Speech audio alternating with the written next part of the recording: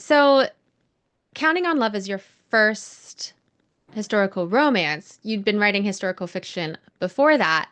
So, I'm curious, what does writing historical romance afford you, the author, creatively or personally or whatever, compared to writing historical fiction?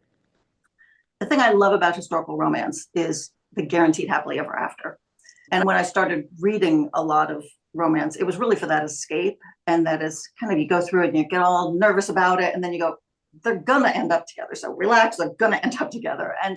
And the focus is really on that love relationship. And so it's really kind of two different sides of my brain. The one that just wants the relaxation and the fun and the dialogues. And then the other side that goes, but history is really a lot more complex than that. And there's a lot of unpleasantness in historical fiction. And a lot of that you don't really want to bring into romance. So romance is my escape. Yeah. And you mentioned that this is low but no steam. Is there steam in your historical fiction, and do you approach steam differently when writing your historical romances? Yes, I think I go with about the same level of steam in both. And that's, well, I guess, the book that I'm having come out in November, that's not romance. There's love in there and there's references to sex, but you never see them, like it's very closed door. And in the Regency, in the romances, I have the door like ajar and you can kind of peek in, but you're not in there with them. So I don't think my approach is all that different with the steam level in romance versus general historical fiction.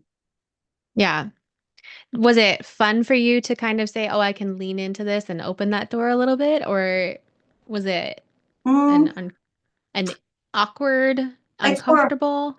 yeah, it's more uncomfortable, and I think it's because I'm always thinking about readers that I know, and so I mean that was really difficult for me while I was still working, and thinking, oh, I don't want to go in and see these people tomorrow if they've read my sex scene last night. So I find that as long as I don't think about people actually reading it, then I can write sex. Otherwise, I don't want to think about it. Yes.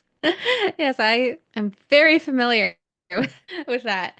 And in your setup for this book, and also it was kind of coming through in the text, Georgiana and Reginald actually are reacting to each other in a different way than society expects attraction to work, which is that Georgiana is attracted to Reginald because he's this brilliant person, and he's attracted to her because she's brilliant, not because she's this cheerful, beautiful debutante that is the perfect match for his brother. And I heard that and I kind of had this filter of like, oh, you're exploring sapiosexuality or demisexuality. And I wondered, did you have those, labels, for lack of a better word, in mind, or is that something that I'm bringing and applying and projecting onto your characters? I very much had those two labels in mind when I was Okay. writing. And that was part of, I wanted to see if I could do it. But then after I had written the book, I'm like, I don't want to put those labels on them because I don't want to get it wrong. I don't want to be saying, oh, this is a sapiosexual and a demisexual and have people go, yeah, you don't know what you're talking about. So I stayed away from the labels, even though that's kind of what I was going for. Yeah. Well, I'm not an expert, but I think you you conveyed that. And Right. I think, I've written a character before where I didn't really want to say this is what a demisexual person experiences, but I've also found it really interesting to try to write that character in the context of romance books because we have so many beats that are expected by readers and are like physical markers of attraction. Mm-hmm. So how did that go for you as you were exploring these two, you know, alternate versions of attraction coming together? Mm-hmm.